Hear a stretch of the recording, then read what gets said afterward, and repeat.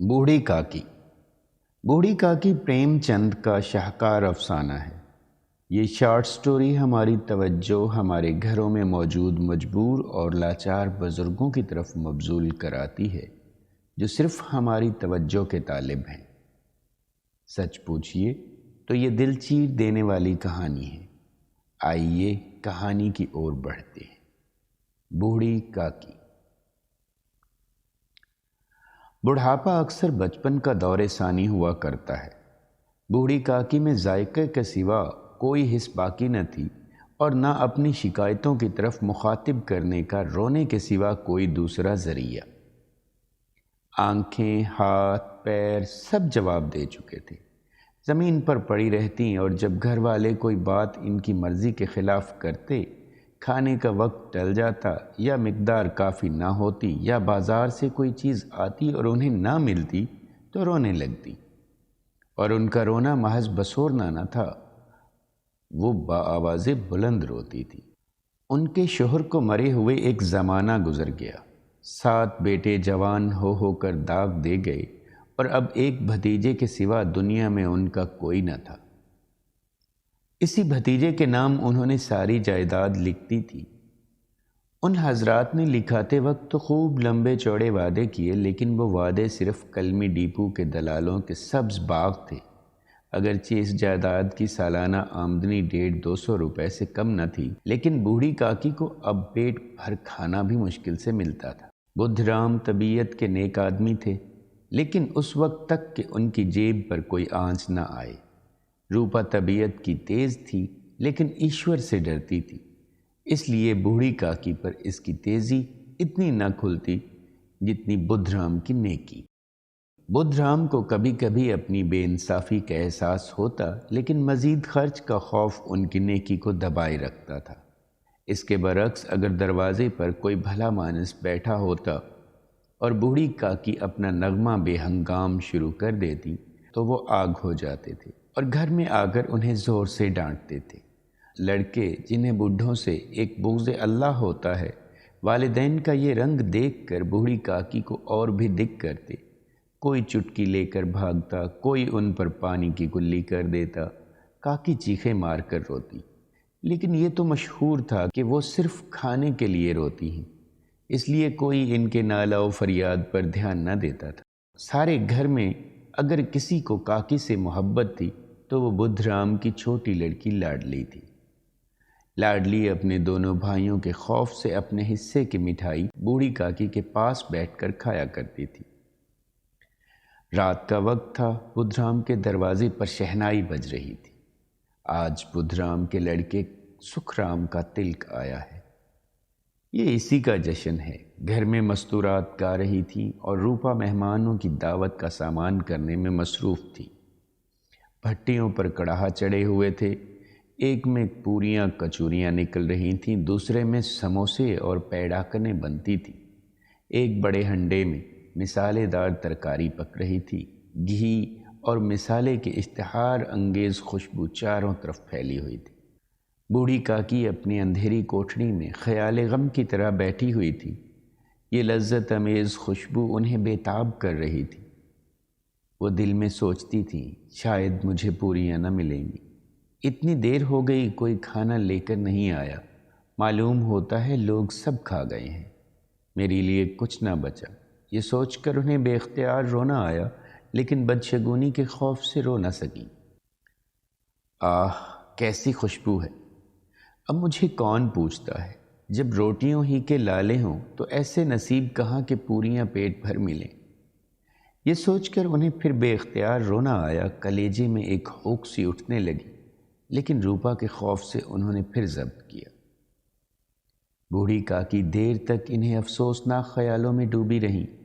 گھی اور مسالے کی خوشبو رہ رہ کر دل کو آپے سے باہر کیے دیتی تھی، منہ میں پانی بھر بھر آتا تھا، پوریوں کا ذائقہ یاد کر کے دل میں گدگدی ہونے لگتی تھی۔ کسے پکاروں؟ آج لاڈلی بھی نہیں آئی۔ دونوں لونڈے روز دکھ کیا کرتے ہیں، آج ان کا بھی کہیں پتہ نہیں، کچھ معلوم ہوتا کہ کیا بن رہا ہے۔ بوڑھی کاکی کی چشم خیال میں پوریوں کی تصویر ناچنے لگی۔ خوب لال لال پھولی پھولی نرم نرم ہوں گی۔ ایک پوری ملتی تو ذرا ہاتھ میں لے کر دیکھتی، کیوں نہ چل کر کڑھا کے سامنے ہی بیٹھوں۔ اسی طرح فیصلہ کر کے بوڑھی کاکی اکڑوں بیٹھ کر ہاتھوں کے بل کھسکتی ہوئی بمشکلیں تمام چوکٹ سے اتری اور دھیرے دھیرے رینگتی ہوئی کڑاہوں کے پاس جا بیٹھی۔ روپا اس وقت بہت مصروف تھی، کبھی اس کمرے میں جاتی، کبھی اس کمرے میں، کبھی کڑاہا کے پاس، کبھی کوٹھے پر۔ کسی نے باہر سے آ کر کہا، مہاراج ٹھنڈائی مانگ رہے ہیں، ٹھنڈائی دینے لگی۔ اس کشمکش کے عالم نے اس نے بوڑھی کاکی کو کڑاہا کے پاس بیٹھے دیکھا تو جل گئی۔ غصہ نہ رک سکا، یہ خیال نہ رہا کہ پڑوس میں بیٹھی ہوئی ہیں، دل میں کیا کہیں گی؟ مردانے میں لوگ سنیں گے تو کیا کہیں گے؟ جیسے مینڈک کینچوے پر جھپٹتا ہے، اسی طرح وہ بوڑھی کاکی پر جھپٹی اور انہیں دونوں ہاتھوں سے جھنجھوڑ کر بولی، ایسے پیٹ میں آگ لگے، کوٹھڑی میں بیٹھے کیا دم گھٹتا تھا؟ ابھی مہمانوں نے نہیں کھایا، دیوتاؤں کا بھوگ تک نہیں لگا، تب تک صبر نہ ہو سکا، آ کر چھاتی پر سوار ہو گئیں۔ گاؤں والے دیکھیں گے تو کیا کہیں گے؟ بڑھیا بھر پیٹ کھانے کو نہیں پاتی، تبھی تو اس طرح بکھلائے پھرتی ہے، ناک کٹوا کے دم لے گی، اتنا ٹھونستی ہے جانے کہاں بھسم ہو جاتا ہے۔ لے بھلا چاہتی ہے تو جا کر کوٹھڑی میں بیٹھو، جب گھر کے لوگ لگیں تو تمہیں بھی ملے گا۔ تم کوئی دیوی نہیں ہو کہ چاہے کسی کے منہ میں پانی تک نہ جائے، لیکن پہلے تمہاری پوجا کر دی جائے۔ بوڑھی کاکی نے سر نہ اٹھایا، نہ روئیں نہ بولیں، چپ چاپ رینگتی ہوئی وہاں سے اپنے کمرے میں چلی گئیں۔ صدمہ ایسا سخت تھا کہ دل و دماغ کی ساری قوتیں، سارے جذبات، ساری حسیات اس طرف رجوع ہو گئی تھی۔ کھانا تیار ہو گیا، آنگن میں پتل پڑ گئے، مہمان کھانے لگیں، عورتوں نے جیو نار گانا شروع کیا۔ بوڑھی کاکی اپنی کوٹھڑی میں جا کر پچھتا رہی تھی، کہاں سے کہاں آ گئی۔ انہیں روپا پر غصہ نہیں آیا، اپنی عجلت پر افسوس تھا۔ سچ تو ہے، جب تک مہمان کھا نہ چکیں گے، گھر والے کیسے کھائیں گے؟ مجھ سے اتنی دیر بھی رہا نہ گیا، سب کے سامنے پانی اتر گیا۔ اب جب تک کوئی بلائے نہ، جاؤں گی نہیں۔ دل میں فیصلہ کر کے وہ خاموشی سے بلاوے کا انتظار کرنے لگی، لیکن گھی کی مرغوب خوشبو بہت صبر آزما ثابت ہو رہی تھی۔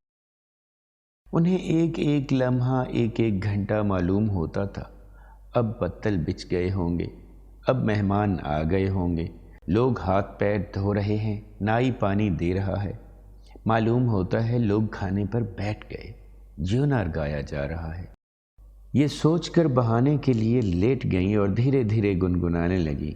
انہیں معلوم ہوا کہ مجھے گاتے بہت دیر ہو گئی، کیا اتنی دیر تک لوگ کھا ہی رہے ہوں گے؟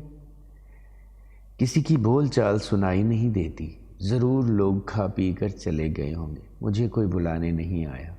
روپا چڑ گئی ہے، کیا جانے کہ نہ بلائے، سوچتی ہوگی آپ ہی آئیں گی، کوئی مہمان نہیں کہ بلا کر لاؤں۔ بوڑھی کاکی نے ایک دفعہ پھر جانے کا فیصلہ کیا۔ وہ چلنے کے لیے تیار ہوئیں، یہ یقین کہ اب ایک لمحہ میں پوریاں اور مسالے دار ترکاریاں سامنے آئیں گی اور ان کا حسن ذائقہ اس کو گدانے لگا۔ وہ اکڑوں بیٹھ کر ہاتھ کے بل کھسکتی ہوئی آنگن میں آئیں۔ کوئی کھا کر انگلیاں چاٹتا تھا اور تنکھیوں سے دیکھتا تھا کہ اور لوگ بھی کھا رہے ہیں یا نہیں۔ اتنے میں بوڑھی کاکی رینگتی ہوئی ان کے بیچوں بیچ جا پہنچی۔ کئی آدمی چونک کر اٹھ کھڑے ہوئے، آوازیں آئیں، ارے یہ کون بڑھیا ہے، دیکھو کسی کو چھو مت لے۔ پنڈت بدھ رام کاکی کو دیکھتے ہی غصے سے تلملا گئے، پوریوں کے تھال لیے کھڑے تھے، تھال کو زمین پر پٹخ دیا۔ انہوں نے بوڑھی کاکی کے دونوں شانے پکڑے اور گھسیٹتے ہوئے لا کر انہیں اس اندھیری کوٹڑی میں دھم سے گرا دیا۔ آرزوؤں کا سبز باغ لو کے ایک جھونکے میں ویران ہو گیا۔ مہمانوں نے کھانا کھایا، گھر والوں نے کھایا، باجے والے، دھوبی، چمار بھی کھا چکے، لیکن بوڑھی کاکی کو کسی نے نہ پوچھا۔ ان کے بڑھاپے پر، بے کسی پر، فطور عقل پر کسی کو ترس نہیں آتا تھا۔ اکیلی لاڈلی ان کے لیے کڑ رہی تھی۔ لاڈلی کو کاکی سے بہت انس تھا۔ بیچاری بھولی سیدھی لڑکی، طفلانہ شوخی اور شرارت کی اس میں بو تک نہ تھی۔ دونوں بار جب اس کی ماں اور باپ نے کاکی کو بے رحمی سے گھسیٹا تو لاڈلی کا کلیجہ بیٹھ کر رہ گیا۔ وہ جھنجھلا رہی تھی کہ یہ لوگ کاکی کو کیوں بہت سی پوریاں نہیں دیتے؟ کیا مہمان سب کی سب تھوڑے ہی کھا جائیں گے؟ اگر کاکی نے مہمانوں سے پہلے کھا لیا تو کیا بگڑ جائے گا؟ وہ کاکی کے پاس جا کر انہیں تسلی دینا چاہتی تھی، لیکن ماں کے خوف سے نہ جاتی تھی۔ اس نے اپنے حصے کی پوریاں مطلق نہ کھائی تھیں۔ وہ یہ پوریاں کاکی کے پاس لے جانا چاہتی تھی۔ اس کا دل بے قرار ہو رہا تھا۔ بوڑھی کاکی میری آواز سنتے ہی اٹھ بیٹھیں گی، پوریاں دیکھ کر کیسی خوش ہوں گی، مجھے خوب پیار کریں گی۔ رات کے 11 بج چکے تھے۔ روپا آنگن میں پڑی سو رہی تھی۔ لاڈلی کی آنکھ میں نیند نہ آتی تھی۔ کاکی کو پوریاں کھلانے کی خوشی اسے سونے نہ دیتی تھی۔ اس نے پٹاری سامنے رکھی ہوئی تھی۔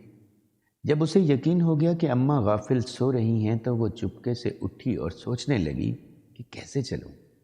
چاروں طرف اندھیرا تھا، صرف چولہوں میں آگ چمک رہی تھی اور چولہوں کے پاس ایک کتا لیٹا ہوا تھا۔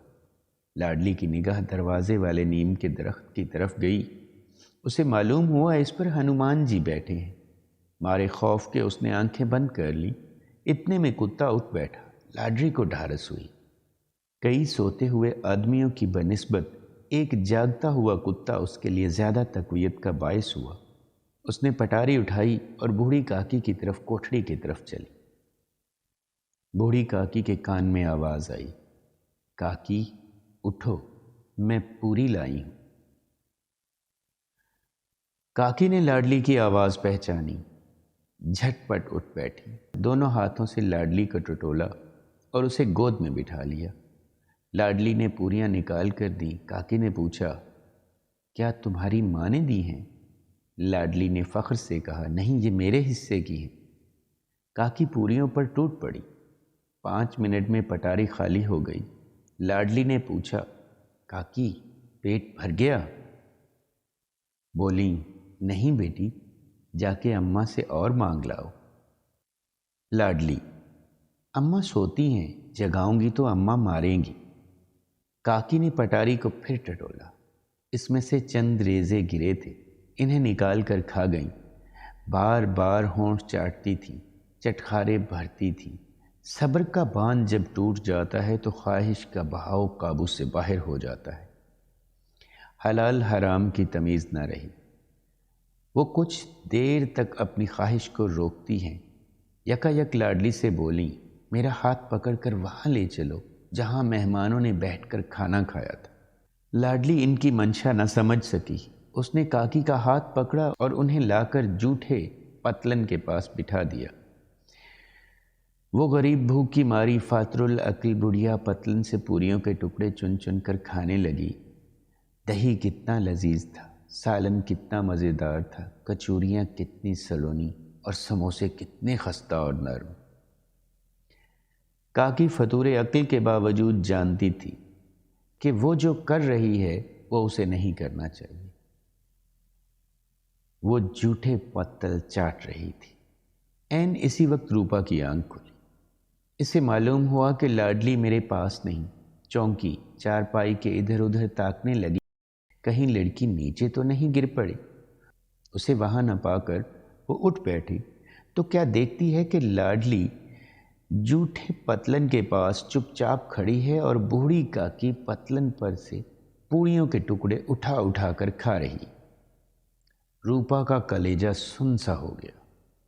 کسی گائے کی گردن پر چھری چلتے دیکھ کر اس کے دل کی جو حالت ہوتی وہی اس وقت ہوئی۔ ایک برہمنی دوسروں کا جھوٹا پتل ٹٹولے، اس سے عبرتناک نظارہ ناممکن تھا۔ پوریوں کے چند لقموں کے لیے اس کی چچیری ساس ایسا رقیق اور حقیر فعل کر رہی ہے، یہ وہ نظارہ تھا جس سے دیکھنے والوں کے دل کانپ اٹھتے۔ ایسا معلوم ہوتا تھا کہ زمین رک گئی، آسمان چکر کھا رہا ہے، دنیا پر کوئی آفت آنے والی ہے۔ روپا کو غصہ نہ آیا۔ عبرت کے سامنے غصہ کا ذکر کیا؟ درد اور خوف سے اس کی آنکھیں بھر آئیں۔ اس دھرم اور پاپ کا الزام کس پر ہے؟ اس نے صدق کے دل سے آسمان کی طرف ہاتھ اٹھا کر کہا، پرماتما، بچوں پر رحم کرنا۔ اس ادھرم کی سزا مجھے مت دینا، ہمارا ستیہ ناس ہو جائے گا۔ روپا کو اپنی خود غرضی اور بے انصافی آج تک کبھی اتنی صفائی سے نظر نہ آئی تھی۔ ہائے میں کتنی بے رحم ہوں، جس کی جائیداد سے مجھے 200 روپے سال کی آمدنی ہو رہی ہے، اس کی یہ درگت اور میرے کارن۔ اے ایشور، مجھ سے بڑا بھاری گناہ ہوا ہے، مجھے معاف کرو۔